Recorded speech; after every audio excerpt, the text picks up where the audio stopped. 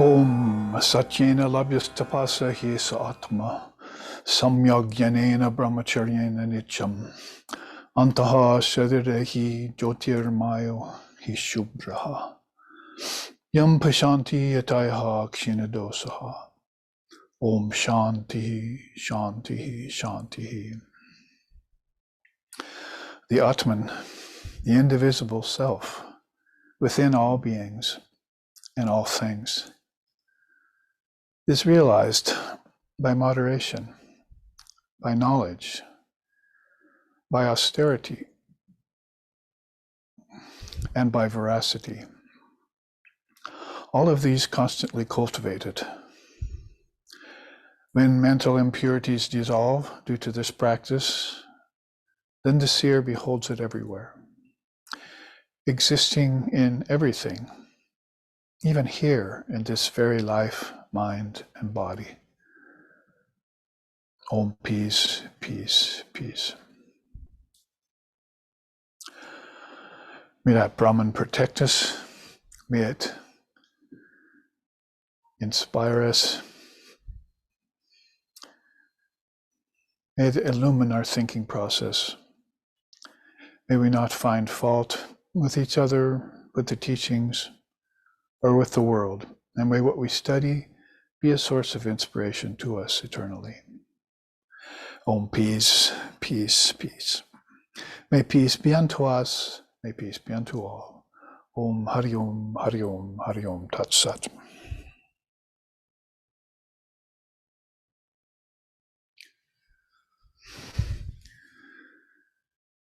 This is the 9th and final class on the subject of qualification in the Sanatana Dharma. And the joke is on me, really, because I started out intending it to be a 3-class series. And now 8 classes later, we stand on the verge of having it been tripled. So we have worked our way through different darshanas.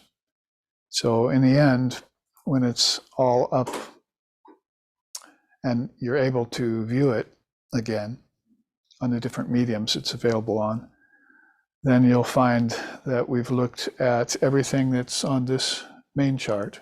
Samkhya started out with, and its 24 cosmic principles, yoga and its 8 limbs, Tantra and its 10 characteristics, and then Kundalini and its 6 chakras, and last week, Lord Vishishta's yoga with its ancient teachings on Vedanta. And there are many, many more points and facets of those 6 darshanas we looked at. On the chart, you also see Jainism and Buddhism are there, the Nastika darshanas of India. That means that don't necessarily base their whole religion and belief system upon the Upanishads mainly. But of course, I'm on the opinion that all the Tirthankaras of Jainism and Lord Buddha himself were all, of course, keenly aware of the Upanishads as being the ancient philosophical terrain and territory of India. And it was just that the times changed. Then they came up with their own variations or versions of these different darshanas and philosophical systems. We see that the tantric darshana too, too vast really to be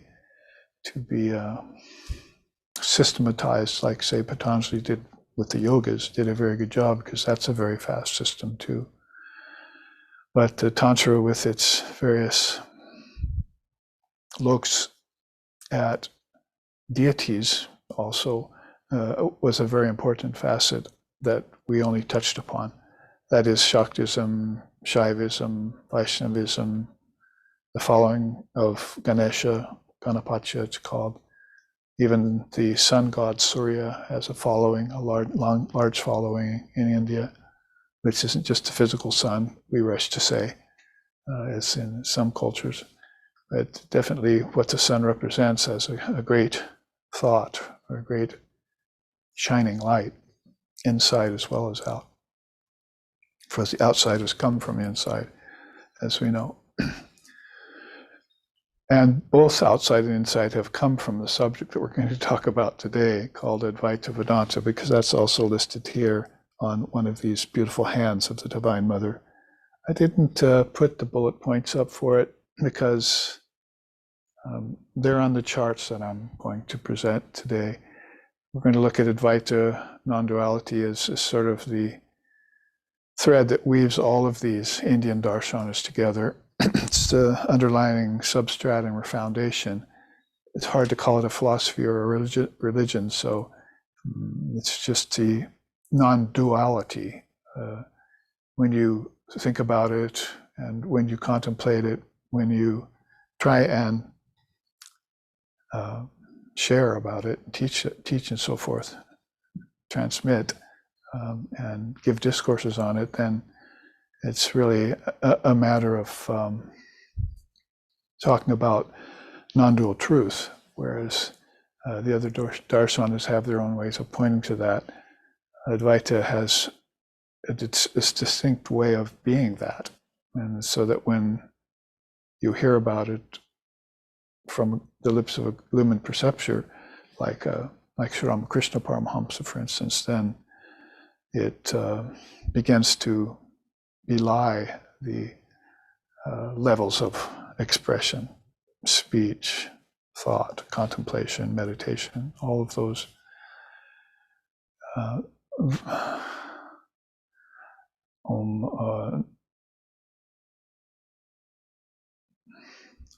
Yato vacho nivartante aprapya manasa saha comes to my mind, of the great Taittiriya Upanishad, which talks about the Brahman being beyond speech and mind, that speech can't express it and mind can't comprehend it. So they fall back in awe. And then it's just left for the seer, who by that time has been qualified, as we're trying to do with ourselves over these last 9 weeks, with a couple weeks break for retreat. It falls to the seer, him or herself, or maybe by that time even itself, because it's gone beyond its particular gender, as well as every other duality. It falls to that being to just see it as it is, and know that it's always been that. Those are simpler ways of putting it, which are welcome after you go through all the philosophical abstractions and the different thinking of the various commentators and the composers of these darshanas, whom we pay all our reverence and deference to, because for some of us, words are the best vehicle, especially when they're used with a refined mind and a honed intellect for describing the indescribable or expressing the inexplicable. So we do our best with that inside of the realm of words and thoughts and philosophies. It took me on a journey of 385 of these colored papers you see in front of you, 8x11s that were expanded, to try and give some idea to, at this point, the West, where I find myself embodied, and also giving this in full cycle back to the East in India, where a lot of the readers and supporters of SRV who have looked at the books and the work that we've been doing have also said that much of this knowledge, this Dharma, has been lost to India too, to its peoples. So that has a long, several thousand-year history, according to Swami Vivekananda. Everything from the lowering of the standard by the Brahmin priest class to the gurus, the Gurukula system that over the last 2,000 years has not kept pace. And then the passage of time, the Kali Yuga coming upon us, all sorts of things. the English invasion of India and all of that period, and Gandhi coming out of that, the mind getting diverted away from Brahman and onto matters of defense and war and nonviolence and violence. There's so many reasons you could cite for the forgetfulness of these great systems. And the problem, maybe greater, would be that when you don't want to remember them later, or when you hear about them, you say, oh, those are old or ancient, they're not of any value to us anymore. But this is the Adidaiva Vidya of the whole world. Samkhya is the Adidaiva Vidya of India. That is the Adi, original, divine, Daiva, wisdom, Vidya. But I'd say that all the darshanas put together, and the sum total of them, called Advaita Vedanta, is the Adidaiva Vidya of the whole world. Because I've looked at all the religions and I've studied them. Our founder has gone into several of them, like Siksan, our founder. Our great master, Sri Ramakrishna, became very well known for being the paragon of universal harmony and bringing about the what we call universality in this day and age, the best example of that. So with all of this as our background, then we can step forward with lots of confidence and present these darshanas as not just ancient, but contemporary, and not just contemporary, but timeless, so that we can all drink again from that fountain of immortality that the Upanishads speak of in such inspiring words. And be very thankful that there is such a ground called Advaita Vedanta underneath us, underneath all of them. Because as in the study of them, even in the presenting of them over the 9 weeks we've done it, over these last few months, most of us have probably become aware that many of the great founders, Kapila of Samkhya, Patanjali of Yoga, Vedavyasa of Vedanta, can't cite any person for Tantra, it's too vast, and Lord Vasishta and his yoga and so forth, and Shankara and Gaudapada, I'll speak about a little bit today, they were definitely not only Advaitas, putting forth systems of practice, which means Advaita and practice go together. That's the name of this chart that I'll show you. The Jivan Mukta, the living liberated soul, and how they keep on practicing Advaita Vedanta sadhana. It's a very beautiful term, Advaita Vedanta sadhana. And it goes, stands up right in the face of those who say, oh, you're already perfect, you don't need to do a practice, you're already realized. Because those who are realized, even if they don't have to do a practice, why do they continue to keep doing it then? Well, there's two very good reasons. One is to be an example to others so that they can reach the non-dual state. And the other is because they still have a body-mind mechanism, or they're returning to body-mind mechanisms. I mean, how many times did Vedavyasa come back as an incarnation of Krishna in order to keep the Vedanta alive? So that in the Gita, Krishna can say, I'm the father of Vedanta. So that's happening again and again. So they keep their minds wiped clean, as Shankara said, of these cosmic pollutants and this collective karma that comes upon people. And maybe even the individual karma that surfaces again and again, because you can't be karmaless completely and come to this world. Even the great souls need some sort of an ego, some sort of a karma in order to be able to drag themselves back to this cage of bones and flesh in this living hell called the Burloka, which looks so beautiful and pleasant on the outside, but which every soul who gets any experience in it, or ages at all a bit in it, matures in it, will tell you differently. That, for instance, Lord Buddha being one of the foremost, there is suffering. That's the first thing you think about. That sounds really pessimistic to us, people would say. So I don't think I'll follow the Buddha or Buddhism. So they have the least amount of followers of all the main religions. Well, Jainism too, being older than Buddha, I think connected very much to Buddhism. So all of this to say then that we're very thankful and very grateful to have a foundation like Advaita Vedanta, because I would say that even the simplest of minds, that is people who aren't necessarily deep meditators or people who aren't attracted to philosophy and a study of it, and people who are maybe even put off or not interested in religion, nevertheless in their lives, we can see that in our own lives growing up in America, we had these intuitions in us that we were one with God. Nobody had to tell us that. And in fact, when anyone told us differently, it insulted us. It insulted our intelligence.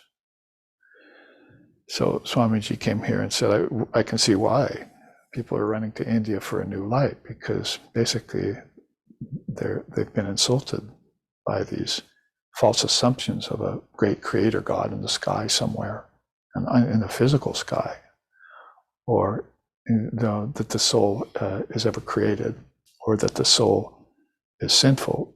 These are absolutely against the declarations of Advaita Vedanta. So back to the understanding of the simplest minds, then we would feel like the light is in us, and we would say that, we feel like there's a great light, or I had a great dream last night. We didn't have to be philosophers, we didn't have to be religionists, we didn't have to be illumined souls in order to feel that, see it. And that's by record of my own experience of 70 years being in the West, growing up in grade school and high school, college, and all of that. So all of this covers a sort of gamut of all of these possibilities that we have before us. And we're going to look at what Meister Eckhart called the ground of existence philosophy today. That is Advaita Vedanta. And there are two ways in which I want to show it. Hopefully we have the time for it. One is the philosophy of it, and the other is the practice of it, because there is such a thing as an Advaita Vedanta sadhana, or practice. It is something that you do to maintain non-duality once you have it. And by the time, if you ever step out and declare I have it, then there's going to be some very powerful souls come forward and say, well, let's see if you really do or not. There's going to be some very powerful forces like Divine Mother of the Universe who is going to check you out and see if you can keep your non-dual foundation in the midst of all the trials that happen here in the physical world, and all the influences on all sides of you, your ancestors on the inside, as it were, and then outside other people that you have to move amongst. Some of them, rank materialists, others of them pretending spirituality, even more actual, real, authentic souls you meet that you're going to have to report to, see, about your spirituality, and if you've attained it or not, and if you can hold it through thick and thin. So all of that by way of something that sets us up for talking about Advaita Vedanta as far as words can say. So let's look then at probably the bullet points that would have been there had I had enough room, or had I thought maybe to put bullet points, like I did for the other darshanas here, of Advaita Vedanta.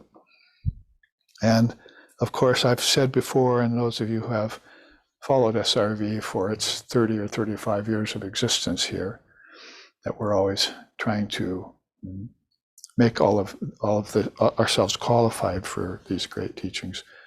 At least the Vedanta, which Vivekananda brought to us, is going to give us the overall background. So what is this Advaita Vedanta once we've learned the Vedanta? I thought I took Mantra Diksha and, I got the teachings of Vedanta. Swami Vivekananda came along, and, so now all of a sudden I have to think about Advaita Vedanta.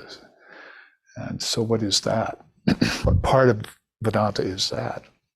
It's in trying to separate God and with form and God without form would be as difficult as trying to separate Vedanta and Advaita Vedanta. It seems like everything Vedanta says in the Upanishads, because the Upanishads equals Vedanta, is non-dual when you think about it. So even when they present a dualistic or qualified non-dualistic statement on the platform of Advaita Vedanta, it's presented from the standpoint of non-duality. So it smacks of non-duality. If you had somebody that was presenting those two from the standpoint of duality being real, it wouldn't feel like non-duality to you. It'd feel like duality. Gaudapada says that in his Karika. And he says that's what determines the greatness of Advaita. That you can't even, call it real and unreal anymore. It's like some philosophers will be inclined to do. So in the past, and I've talked about two pillars of Advaita Vedanta, at least two, and that would be these wonderful words, Aparinama, and the other one would be Ajati, or Ajata, and that's mentioned in Patanjali's Yoga Sutras. It's mentioned in Krishna's Bhagavad Gita, in the Mahabharata. You have this word Ajati or Ajata coming along every once in a while. Of course, it's heavily accented in Gaudapada's Karika on the Mandukya Upanishad. So those two pillars are very powerful, and I could have, if I had more time, brought the chart on Ajati, looked at it, but I think Aparinama, in a sense, is more of a determiner for us in this day and age. Whether or not we're going to understand the depths and deepest inclinations of non-duality would be based on the fact that as Westerners, we get over this idea that things change, because that's basically what the word Aparinama means. Parinama means change. So sometimes it's just like a word like nature. If you say nature, you don't look at nature and see anything but constant change going on, constant flux. And one of the subtle teachings of the Advaita, the mind-only schools, is that nature has come from the mind.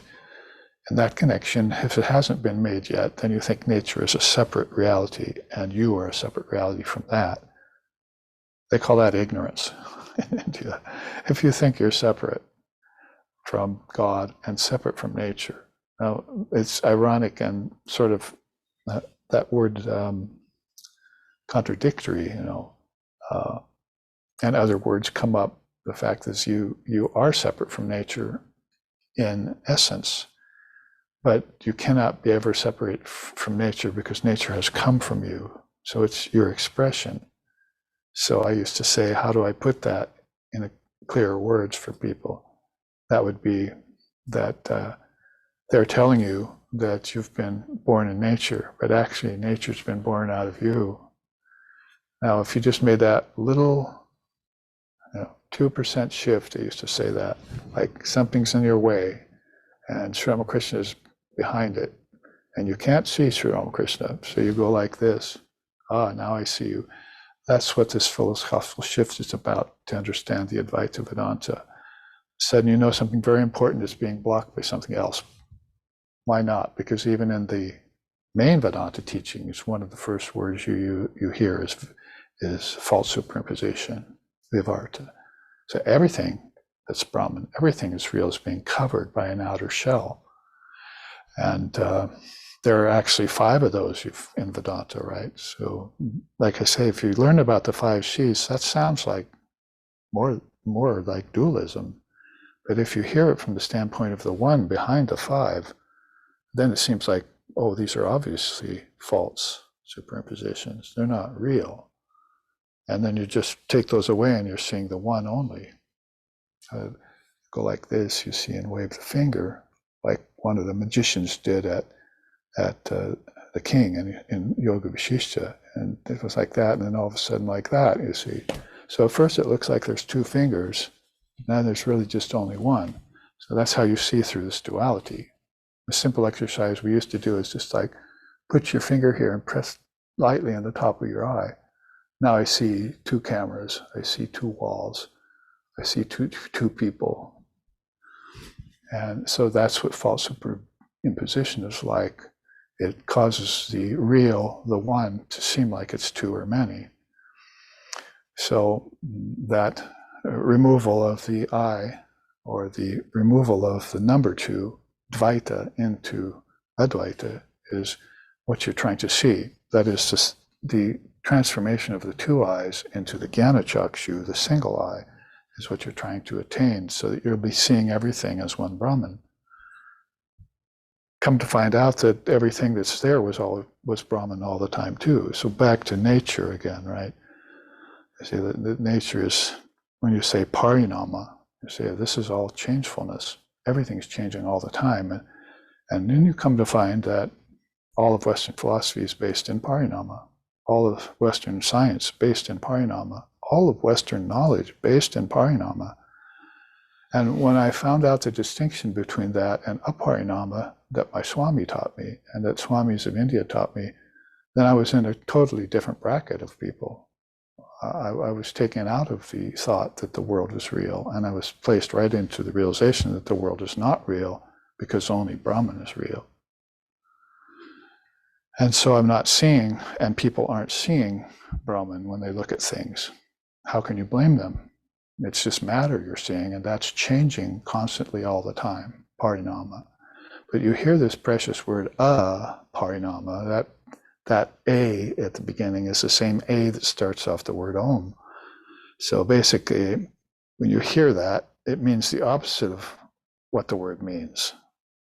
So if you're Shantananda, and then all of a sudden you're Ashantananda, you see, you have Vidya, you're wise with knowledge, and all of a sudden you're ignorant of Vidya, then you can see how they looked about these dualities when they thought, we're seeing constant change here, and we decided we cannot call anything that changes Brahman anymore. So this brings us to this changeless reality. This pillar of Advaita Vedanta, that one of the pillars it stands on, is that all changes is unreal or apparent only. You see, it's apparent only. It's not actual, that change.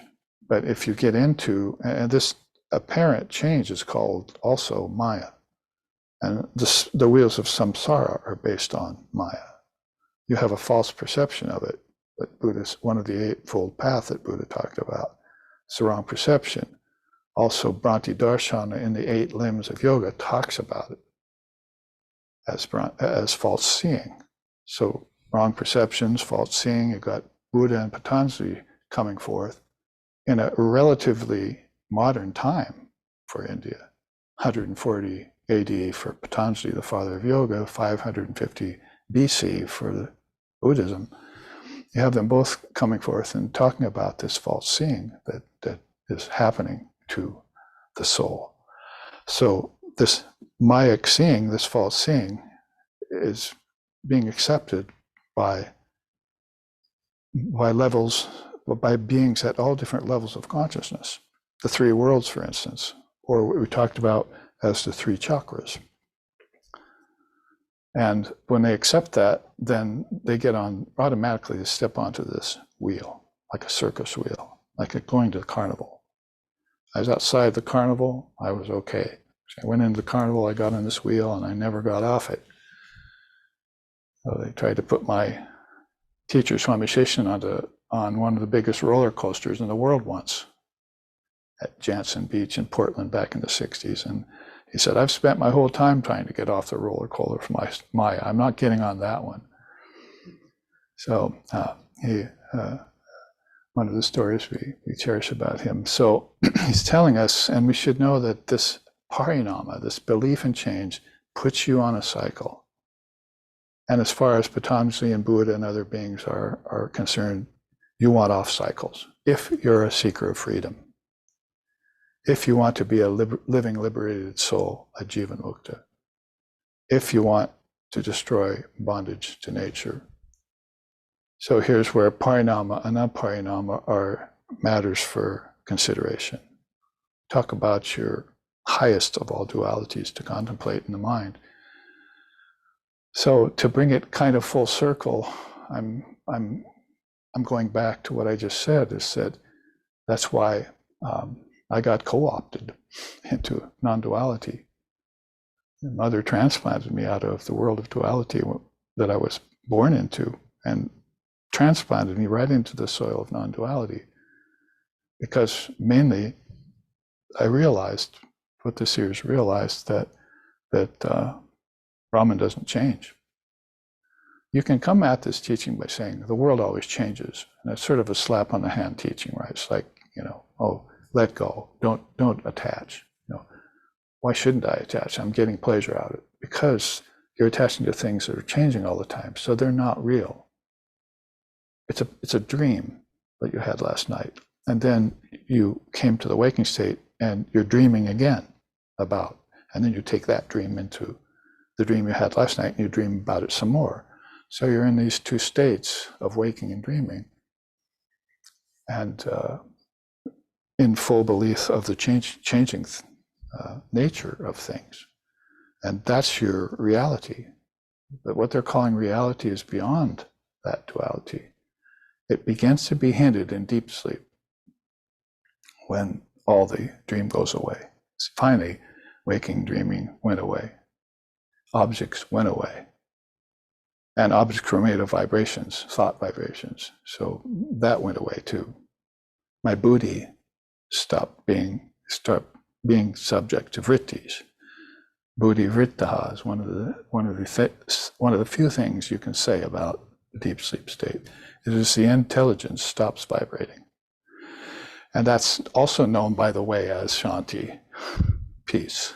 See, I got peace there for the first time, but I never found it out here in the waking and dreaming state, unless I understood that this was all dreamlike, that this was all changing. And when I understood that, then I was an aparinamavadist, you see. And along with that came this other pillar, a jativadist. I realized that birth, growth, disease, old age, decay, and death were also part of that dream, and they weren't happening to me either. Or put it this way, they were only happening to me when I believed in parinama, in nature. So Krishna says in the Gita, all of that, Arjuna, that takes place in nature, not in you. So you could hear it say, oh, it all takes place in nature, and you're not looking at yourself and extracting yourself from all that change in nature. This is the big move you have to make if you want to be an Advaitist. And I must say again that all our knowledge in the West is based on change.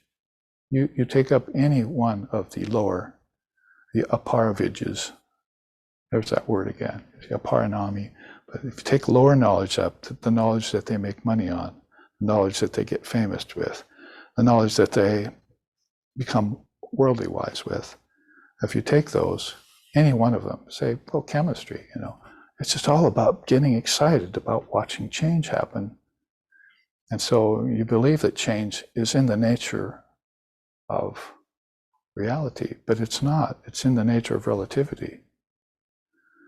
You're the one watching the change, and you forget about that when you see the chemical compounds mix, or when you see the atom bomb that you created go off in the distance. You see, you might quote someone, some great teacher like Krishna, like they did, but you're not inside, you're not separating yourself from the excitement of seeing that explosion that you created inside your head with your own thought. And it destroyed lots of people and created lots of bad karma. That's like, you won't go there. But if you did go there, you would go there by saying, all of that change did not take place in me, it took place in nature. Come to find out, then mind is nature too. I read that just yesterday in the teachings. Mind is nature. Original mind, that's not nature. But ordinary mind, definitely, that's full of nature. All its thoughts are creating these things out here. And it's running rampant. people are really good at complaining about things, but I've never heard them complain about this one main complaint. You see, that it's the nature of their belief in change that's giving them their suffering and is causing things to go awry. And if they were able to pinion it there or pin it there on something other than a god in the sky or a devil somewhere inside of you or underneath you, then they'd begin to get the gist of the Advaita Vedanta, how freeing that is when to think that way. And then when they thought that way, you see, they'd say, well, oh, I see, it's my thought, wrong thinking, wrong perspective, wrong discernment that got me there. And all I need to do is right in that. Right perspective, right discernment, viveka clarity. And that very same thing that I was just seeing as a horrible error or a sin or a great problem rights itself immediately because the self is perfect. Of course, you never got taught that in religion. The self is pure and perfect, none else exists, and thou art that. Who am I quoting? Swami Vivekananda. He came here to tell us that. So I'm doing more of a commentary, I find myself, in a kind of a discourse on it, but there are things we could take on the chart. Maybe for a little bit of a shift, we should do that. Let's see what Swami Vivekananda, since he just came up, said about Aparinama. And he's looking at it from the standpoint of his view of US and India, the whole world when he came here. He's seen both now, understand. So he says, a kind of scientific Advaitism has been spreading throughout Europe ever since the theory of the conservation of energy was discovered. But all that is parinama, evolution by real modification, as contrasted to aparinama, progressive manifestation by unreal superimposition. Okay, that's a little dense, but it's very beautiful. Then he goes to the famous qualified non-dualist Ramanuja in India. Ramanuja's theory is that the bound soul has its perfections involved. And when this perfection evolves, it becomes free. But the Advaitin declares that involution and evolution take place only in show. Both processes are in Maya, and so are apparent only. So he's really just stepping beyond some of the most subtle dualities that we have, not only philosophically, but in East and West, like between West, because he's talking about a kind of scientific non-duality that's coming about. So somebody walked up to my teacher, Swami Sheshananda, one day and says, you know, Swami, it's really good news. Our Western scientists now are aligning themselves with Advaita. And Swami Sheshananda was known not to be aware of what's going on in the country where he's teaching. So he said, not with Indian Advaita, they're not. That was his simple answer. And I was standing there and I heard this. Oh, you know, because people want science to come together with this idea that consciousness is real. But the people who are coming from science think the world is real. And then they're trying to meld it with the idea that consciousness is real. No, it's the only reality. You can't have two realities. So if you're coming to a great teacher like Vivekananda or my guru, peace be upon him, then and you're thinking in your mind is, oh boy, let's make this nice marriage between Western materialism and some sort of pseudo-Advaita with the Advaita Vedanta of India, which is true Gaudapada non-duality. He's not buying it, you see. It's not going to be accepted. That's unacceptable and untenable, he said. So it's not until you find out that Brahman's the only reality by your own experience, not by someone's hearsay, or not by a chemistry experiment in the laboratory, or blowing up a bomb somewhere, and still you think with glee that this has really happened. The country I bombed, people are dying. They're getting cancer, radiation, and so forth. See? It really happened. All of that is real. See? It all happened in nature. And if you had been the proper observer of nature and karma, then you wouldn't have done those acts, see, in the first place. When you realize that the self is all in all, none else exists, you don't want to go hurt the self because it's in everything. So if you do harm to one thing, it's going to hurt another thing, you see. So you're not thinking very deeply about Advaita Vedanta, about how it connects with everything, with the kleshas of yoga, nonviolence, truthfulness, non-covetous of other countries' goods, all these old principles that you're calling ancient and maybe, obsolete now because we're so modern and contemporary, and we're on the living on the edge of opulent society and have everything we want and so forth. But look at all that karma that's amassed behind you from the actions that you took to get to this so-called supposed cusp of knowledge, which is not knowledge at all, because it's still married to ignorance. So this is how Advaita Vedanta puts to death both knowledge and ignorance, when you become fully availed of it. So beautiful. I mean, this one saying that we found in Swamiji's letters, we could go on a retreat with this. And I swear to you, I could take many classes to try and unwrap it for you. I was just thinking that Ramanuja, in qualified non-dualism, you think that the soul, the bound soul, has its perfections involved. So it's in itself, right? Its karma, so forth. And that when, in a certain time with certain kind of practices, it gets worked out. But that's neither Aparinama nor is it moksha.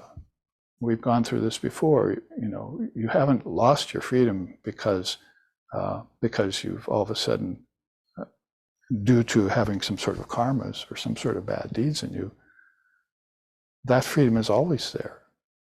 And it can't be attained because it was never really lost. False superimposition, see. So you go back to the main action and say, oh, I see it was all falsely thunk in the first place. I sort of like just, like Sri Ramakrishna said, you couldn't whitewash a wall inlaid with mother of pearl, but the paint will just drip off of the mother of pearl part.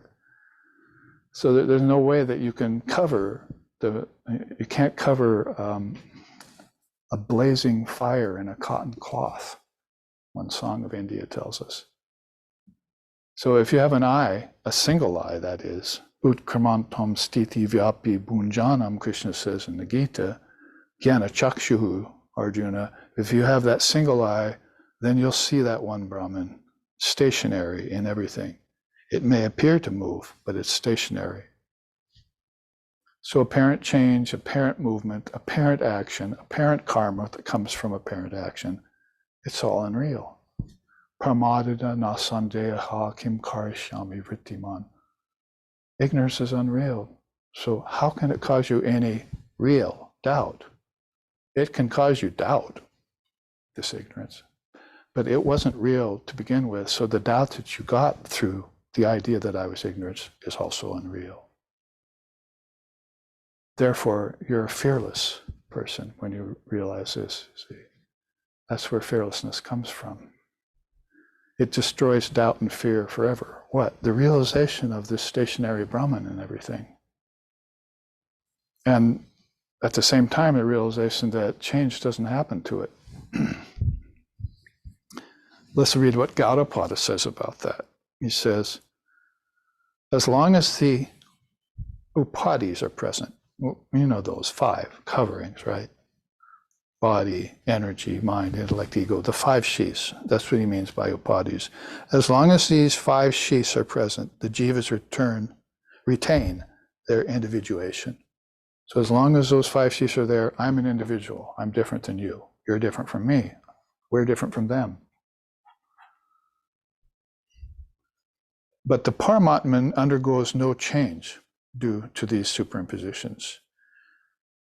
And then he gives an example. As the clay pot is not a transformation of the unchanging akasha, so too the jiva, the soul, is not a transformation of the immutable Paramatman, who had these changes projected upon it by ignorance.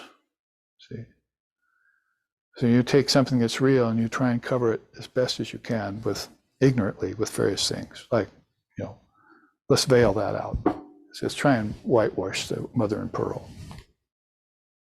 Or let's try and hide everything behind some sort of shield, see? But the thing itself doesn't change when you do that. That's what you're forgetting.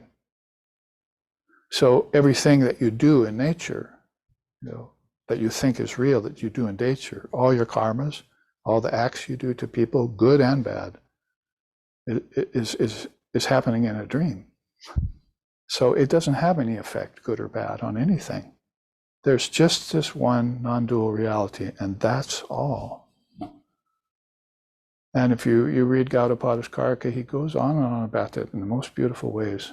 Unlike anyone else has ever explained non-duality, that's Gaudapada.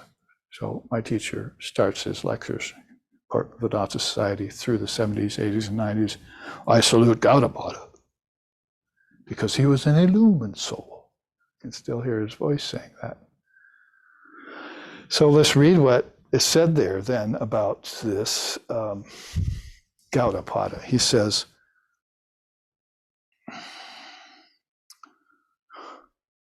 all happenings taking place in relativity resemble the activities of a man running a race in a dream. Nothing really happens. Scenery, movements, the race itself, the dream are all unreal, or apparently.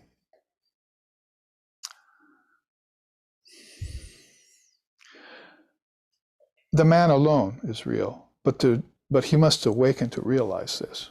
So the runner himself is the reality. But as he runs, he forgets himself. This is what causes us to forget our non-dual nature. It's in the experience of it translating it out into nature, or the mind's vibrations outward into objects, the senses coveting the objects outside. That very simple act of going towards enjoyment, going towards lower knowledge, everything in between, happens because you forget yourself as you do it. You're not the source of it. So then you're not going to be the source of causing pain to others or karma. But you are. See, you're thinking that you're not. So you don't understand, well, that one rule is far beyond most people. That Brahman, that's it. When you talk about that, you say one word, you close your lips and you go into samadhi, that's it. So how do we condense this down? Tattvamasi. You are that reality. Aham brahmasmi. I am that Brahman. Pragyanam Brahman. Brahman is non-dual understanding. Pragya. And I am Atma Brahma. This self is Brahman. This Atman is Brahman. So how about this jiva is Brahman? No. How about this world is Brahman? No, not yet. Let's see. How about all my acts and thoughts and everything is Brahman? How about the scriptures are Brahman? No, you're still talking Aparinama, change. You're still talking transformation, mind. See? I'm thinking so hard to try and be Brahman. See? But you think I'm trying to be Brahman somewhere out there, when it's already a fact that you are Brahman. So if you get a hold of this one piece of information, you might cause a problem in your understanding by thinking that you don't need to keep this most precious piece of non-dual wisdom available to your understanding all the time in the face of change. So here's where Aparinama and Parinama come together as sort of a testing ground. The Divine Mother's testing ground. Are you ready for non-duality? Do you really understand it yet? That is, do you really understand that there are things that are Brahman, that reflect Brahman, the light of Brahman more, and there are things that reflect it less, and there are things that are just Mayic. You see, they're projected by the mind and Maya. So everything there, the race, the dream, and everything, is Maya, is what he's saying there. This race of life that you're in is all being run on the roadway or pathway of Maya itself. So, see, I'm going somewhere. See, so I'll take this path, and it's all Maya. But instead you say, I don't need to go anywhere. I'm perfect in myself, and that's Brahman. If I do decide to go somewhere, and I know that I'm Brahman, and Brahman is apparently moving along the path to the goal, then you have a much greater advantage. See, you know that Brahman is the starting line, and Brahman is the pathway, and Brahman is the runner, and Brahman is the destination. So this is how you try and change the poison of relativity to the nectar of immortality. It's sort of like, I just flashed actually, sort of like the father becoming engaged in the game of his little boys. So we were playing things in the garage, you see. Our dad would come in. We were so into these games, you see. Dad, will you come down and play with us? No. We wanted our father to be there playing with us, but he wouldn't. Most of the time, I had things to do. You see. But whenever he did come down and play, he would just pretend so well that he was as into it as we were. We were thinking that, he's as into it as we are, you see. But he was just looking at us with just a lot of glee and a lot of pride that he had sons. But he knew absolutely the game was not real, and that the interest in the game was not real. And it had no beneficial effect at all. It was just a wasting of time, really. A passing of time till they grew up and maybe they could understand something more precious. I would love to present the Advaita Vedanta to my father. As I did to my mother, but my father passed when I was 19. So some of these things that are more Brahman than others, you might say, it's a concession, but it doesn't necessarily have to lead to the limitations of qualified non-dualism. It can stay in the Advaitic level. And for your understanding, because now we're all the witness, right? So now we know that the sheet has been pulled off of Hari's face. See? The mask has been taken away. Shyamakrishna said Hari went and put a sheet on, scared his sister one night. See? She was really scared, we can tell you. But the next night, Hari saw that it was so fun, he did it again, put that sheet over him, went to his sister's room and said, "Ooh, I'm a ghost." But she grabbed the sheet and pulled it off. So that's all of us now. We've pulled off this ruse of changes of nature being real. We pulled off this ruse of action being real because Brahman's inactive. We've pulled off this whole ruse that covers everything and called Maya. And we've realized that only Brahman exists underneath. So now we can talk about this in a way that is called a safe distance. See, we can talk about it from a safe distance. What can we talk about? That Brahman has levels. There are levels to consciousness. So there you see some of the words. Brahman and Paramatman, you see how Gaudapada used that, Paramatman, Supreme Self.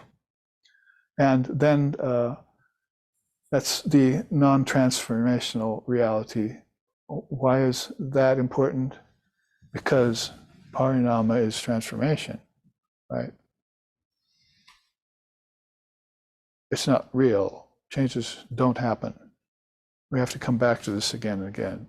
Every change you see that takes place is not happening anywhere but in nature, and nature is a projection of you.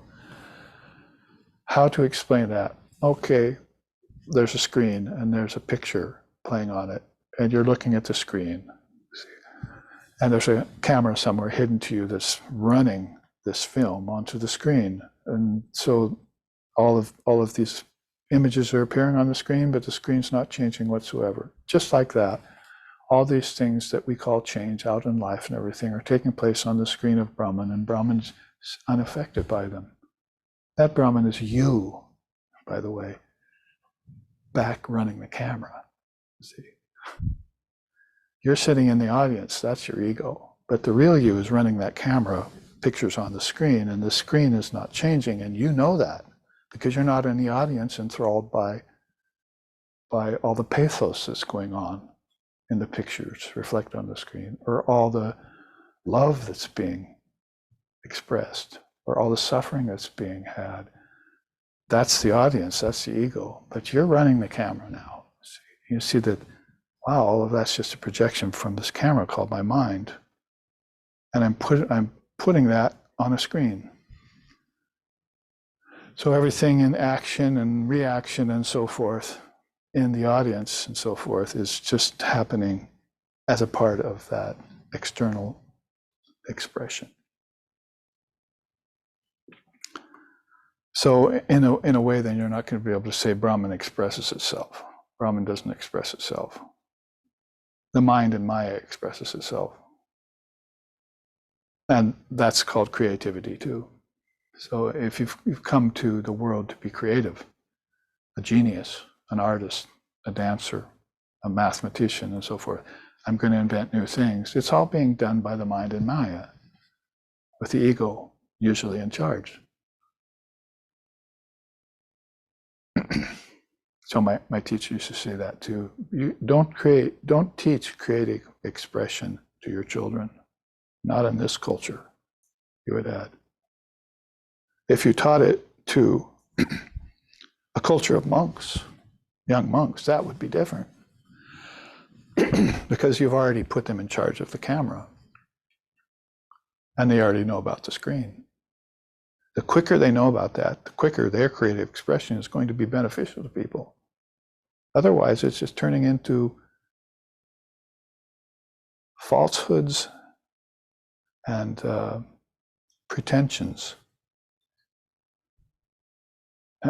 and inflated egos, and money and success.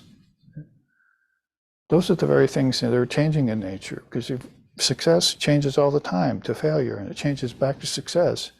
And you're drugged from birth to death and death to birth in that trap. And you can't let go of that and step back and run the camera for a change. See that it's all creative expression, is just all an illusion in Maya. It has no benefit for anyone whatsoever, unless it's done consciously. And maybe some souls will say, even if it's done consciously, I don't want anything to do with it, see, because it's still movement, it's still change, it's still running a race in a dream. You call that Leela in my tradition. Maya is just a complete falsehood, falsification of everything. Leela is doing that with some sort of consciousness that it's false.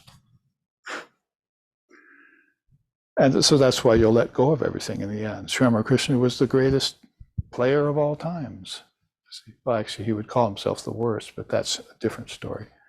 If you score too many points, then you lose the game in India. Games like that. But as far as being master of play, the Leela, he was the greatest.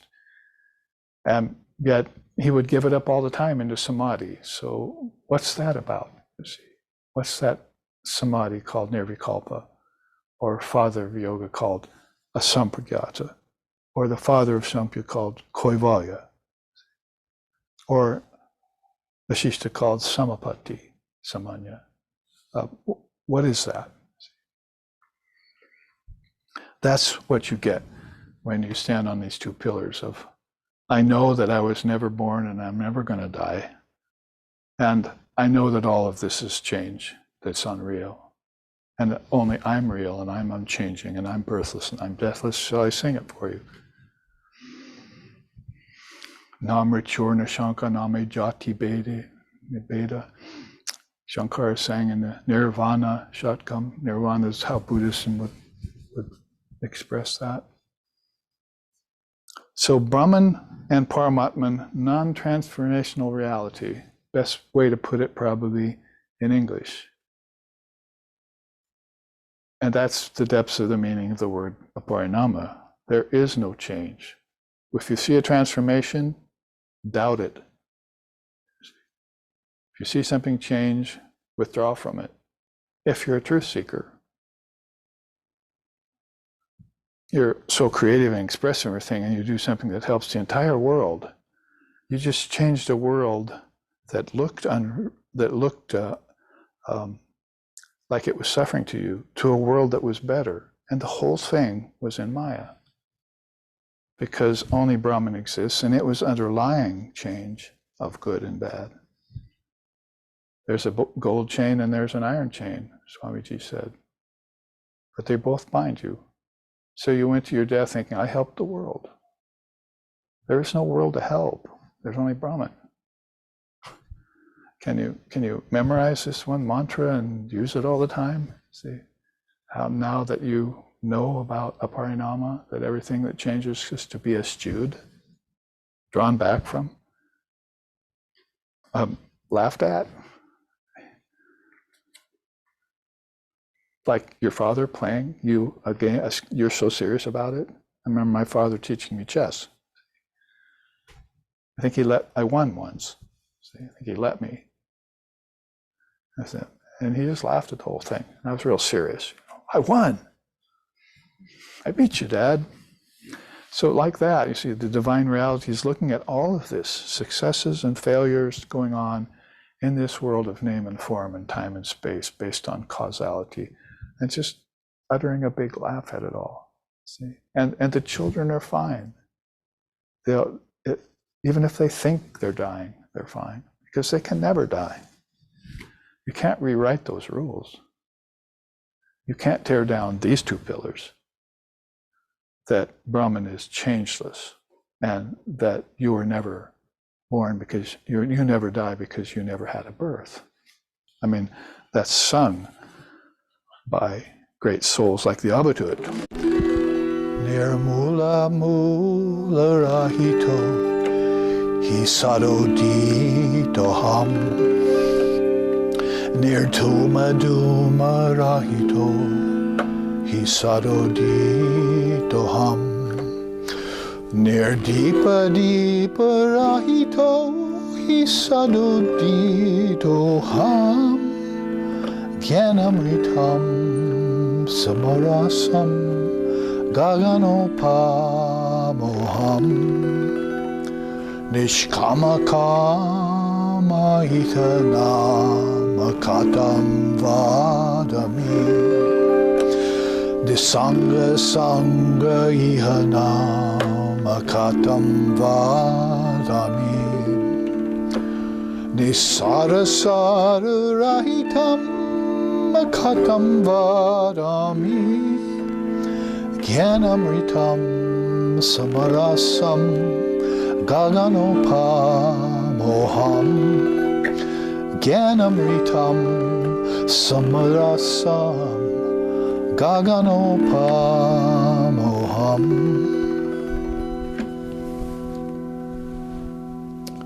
In two of his verses of 42, he says, I am acreate, distinct from all worlds projected by the mind.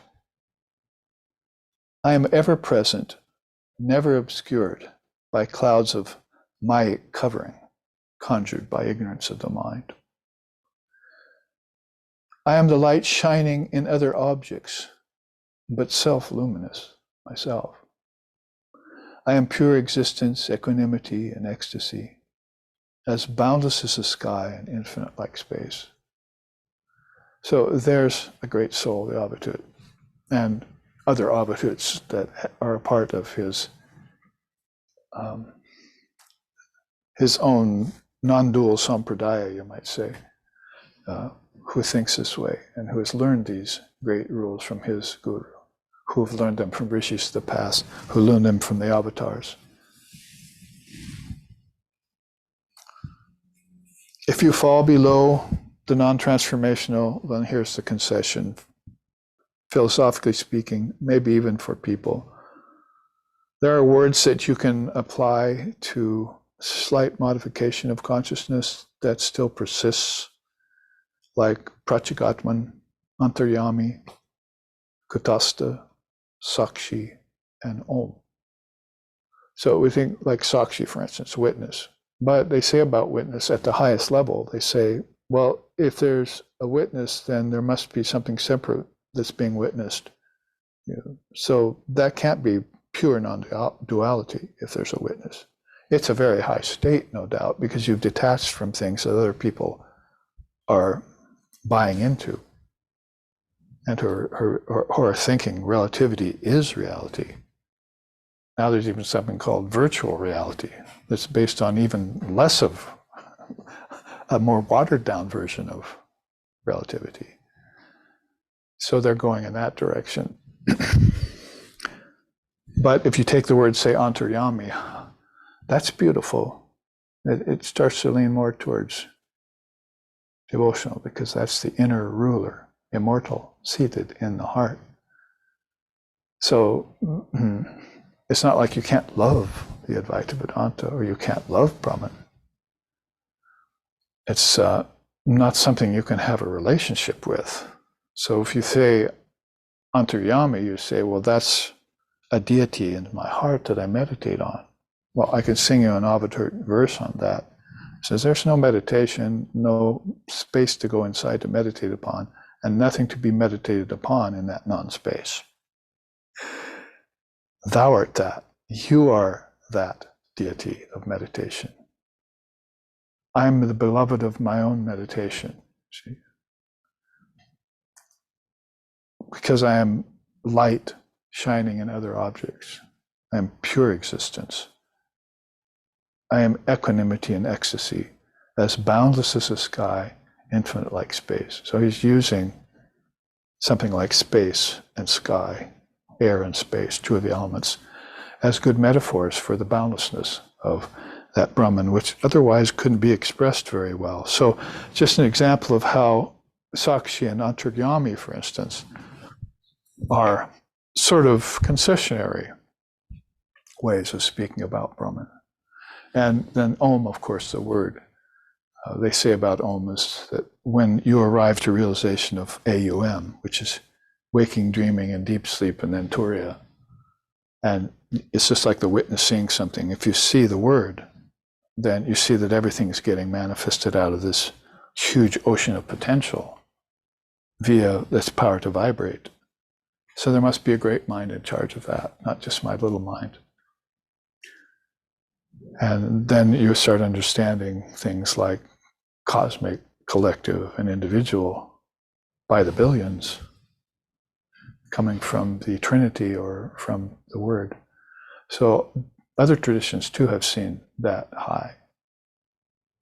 And you can see then that Om would be a good way of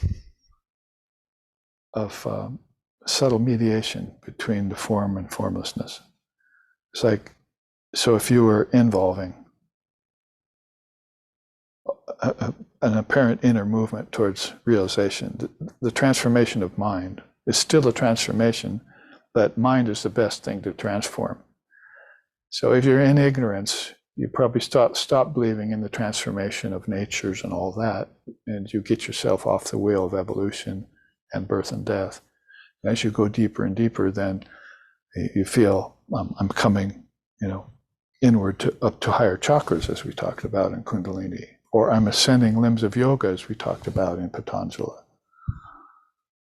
and going to different samadhis that we talked about in Vedanta, sampragata, asampragata, and savikalpa and nirvikalpa.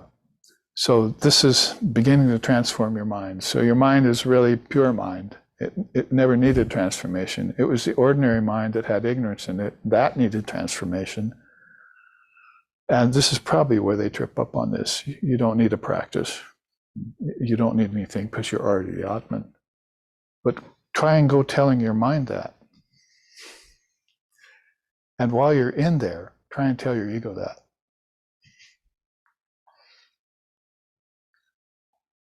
And then try and tell your intellect that finally. And you'll find out that they're not in agreement with you probably. No, I don't think I'm that yet. Maybe I never can be that. I'm called an Adhikara, by the way. Why are you trying to change my nature? Mind, thought, individuation, and ego. That's me. You can't change me. I have a function here in the cosmic process. You see, but you can get to the infinite, by transforming your thought about me. You see, say to yourself, "I'm the original mind. I'm not the ordinary mind." Maybe that exercise will also get rid of some of the negativities in the unpure or impure mind. You might come across a few of those, you see. Well, now we're getting down into an area that is definitely below black and white lines, you see. Basically here, this can definitely be called, you're entering the realm of Aparinama. You see there, it's there on the right. So what do you find there? Well, without going into 12 cosmic principles that Shaivism has given us on top of the 24 cosmic principles of Samkhya, you can look into that too in SRV or write to me about it. But basically we could just cite two very powerful words there that really epitomize Parinama. And I've already said them earlier, Maya and nature, or Maya and Prakriti. Now Maya is name, form, time, space, and causation, i.e. also called karma, causality. And that's where the idea that change is real kicks in. If the soul is lodged in nature and believes that it is nature and it's on the wheel of Maya, as we were just saying, then that's change full blown. See, and it can be changed like at a very high level of consciousness too. But nonetheless, it's going to have to be transcended in order to get to the witness of things. See, nature's insentient, Maya's not real, so they can't be the best witness of things, can they? And if you're in them, they tend to take you over. So this is where you talk about Parinama is flexing its muscles there. You're going to have to somehow weaken it and convince yourself that you're not of nature and that you're not on the Mayic wheel, or that you were once and it was painful, so you want to get off of it. And there's Swamiji's quote there, though knowledge, being a compound, cannot be the absolute itself, it is the nearest approach to it, and higher than will and desire. Oh, here's where he differs from some of the Buddhist schools, who say that will is the highest thing. He says, no, knowledge is the first compound out of consciousness. He's talking about knowledge with a capital K there, of course.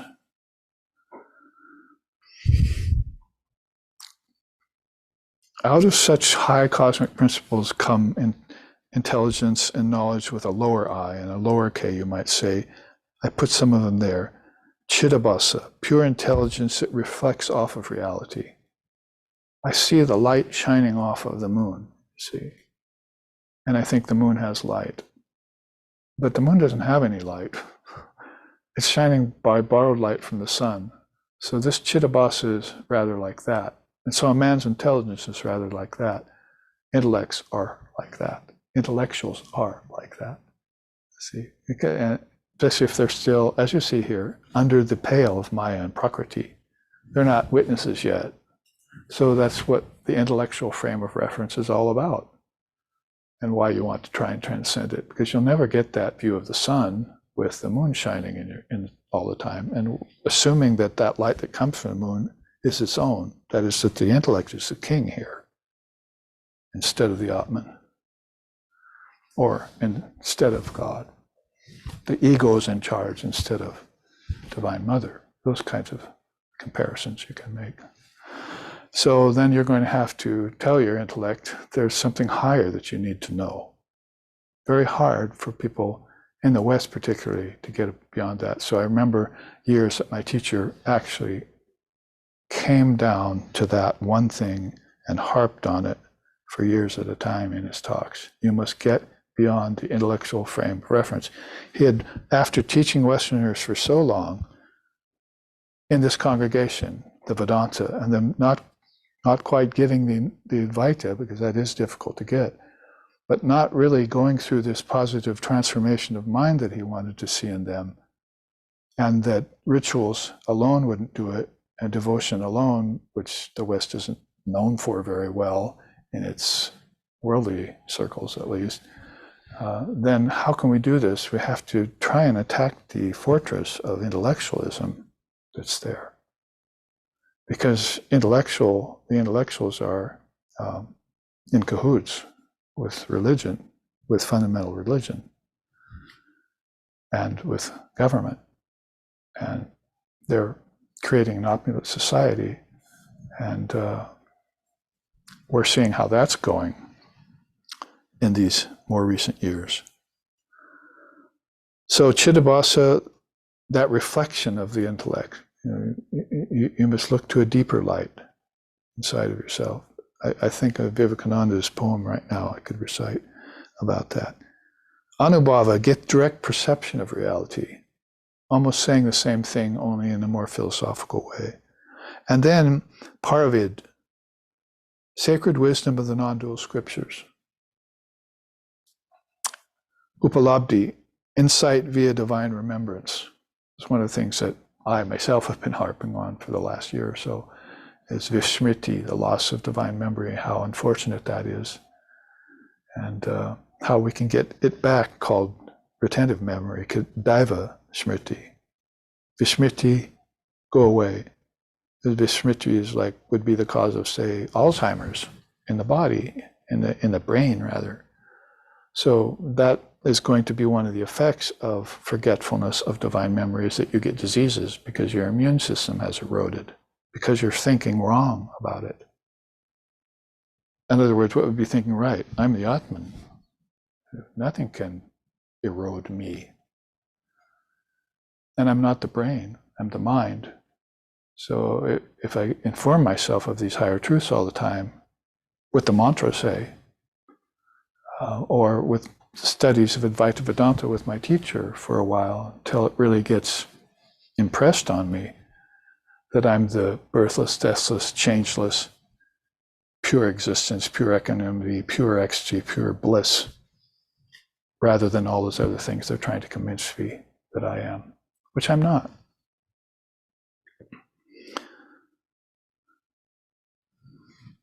So Swamiji continues on, the divine first becomes knowledge, then in the second degree, will.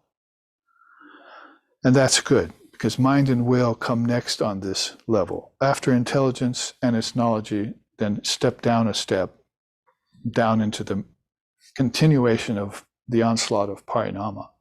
Changefulness begins to convince people that change is real.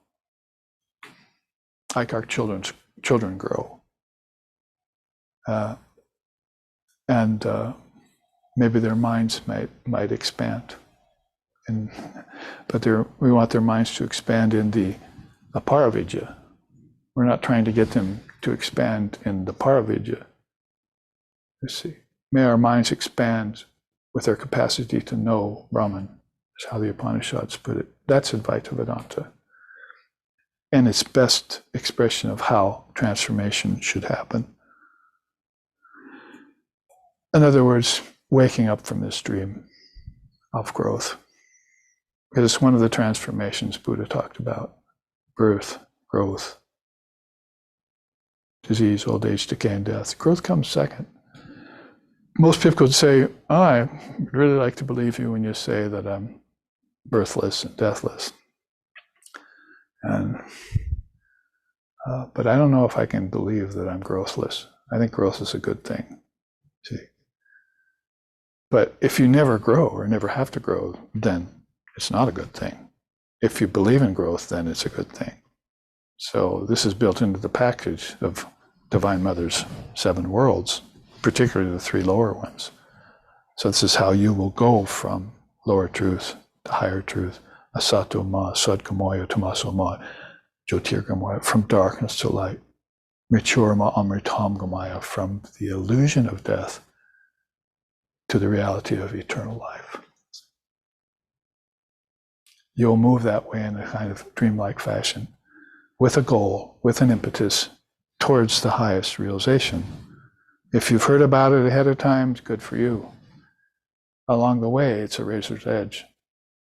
Utistata jagrata prapya varani bodhata. As Swamiji used to say, arise and wake and stop not till the goal is reached, because sharp as a razor's edge is the spiritual path and difficult to navigate. So say the wise. I heard it from the wise. Because I was listening, I was there. I decided to show up when they gave the Advaita Vedanta classes. And realized that everything they were saying was Advaita Vedanta, just at different levels of comprehension. So mind and will next. And he says about that, if it is, this is the evolution, less and less in the body and more in the mind. Man, the highest form, meaning manas, thought, the animal that thinks, not the animal that senses only. Okay, this is one long paragraph in one of his letters that I've taken apart into 4 sentences to match these levels of Aparinama and Parinama. So you see now as we come down to mind and will, we see that quite often Rajas is the guna, the king of that realm. Restless mind, ego-based will. I will have this today, I will get it tomorrow, this will be mine, that kind of will. That's why knowledge is more trustworthy, see. Because if it's true knowledge, knowing that is, it'll look at that Rajasic will and go, I don't believe you. See? I don't need to get anything tomorrow. I have everything I want right now. It's called knowledge. Why would I want to use my knowledge to earn money, use my knowledge to create explosions, to harm others? So, I won't go there. I'll keep knowledge as a raiment. I'll put it around my body as protection and call it mother. The Christian mystic said that. So this knowledge can be very sacrosanct if you keep it that way. By the time it gets down to mind combined with will, rajas, that restlessness gets into it. And so people get attracted to that. Oh, that mind is great. No, what it really is restless. It doesn't know that it doesn't need to be great, that only Brahman is great.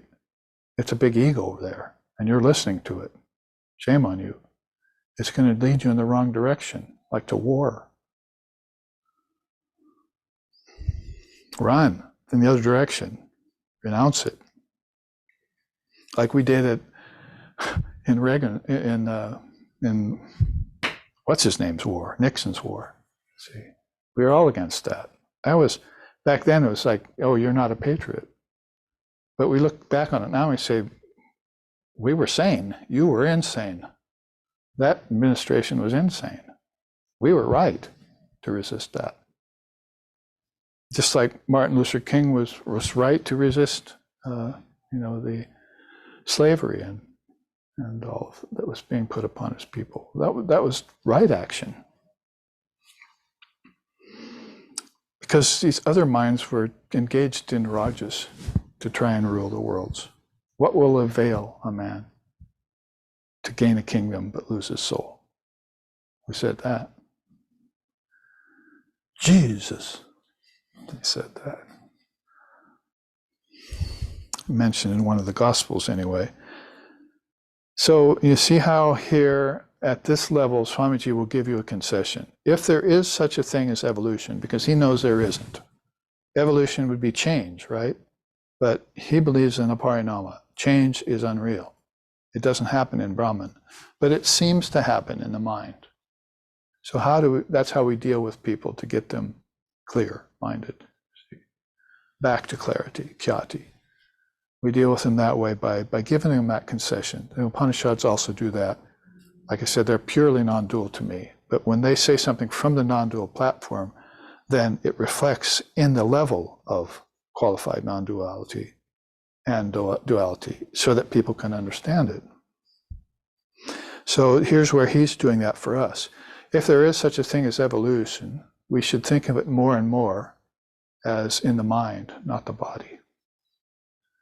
If the mind transforms, that is, if it betters itself with knowledge and so forth, and then with spirituality, then all of this disappears. It was never real in the first place, but it had a momentary facility, and we utilized it in the right way. If you didn't utilize this in the right way, it's around the merry-go-round for you again. You see, call it Chakra, the wheel of birth and death in time and space. That opens up and lets you out, that wheel, when you begin to use all of this in a way that leads you towards higher intelligence and authentic spirituality.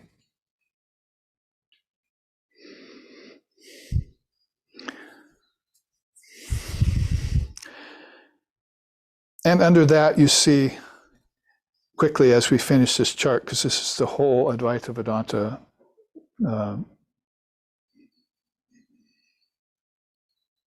burrito, or whatever they call it. Enchilada. Yeah, this is the whole Advaita enchilada. And that means that we spent the whole time talking about Advaita Vedanta from one of its greatest pillars. And if we had another class next week, well, shall we? Number 10. But no, next week, by the way, is our seminar on the teachings of the Avatar on Advaita Vedanta. That's from Ram to Krishna to Ramakrishna, we're calling it. So be on hand for that. We can go further into this. Maybe we can talk more about Ajati, which is the other pillar here. But since we're finishing this up in the time, we see that when you come down to, and see how we've done it, like say Atman or Paramatman, then we came down to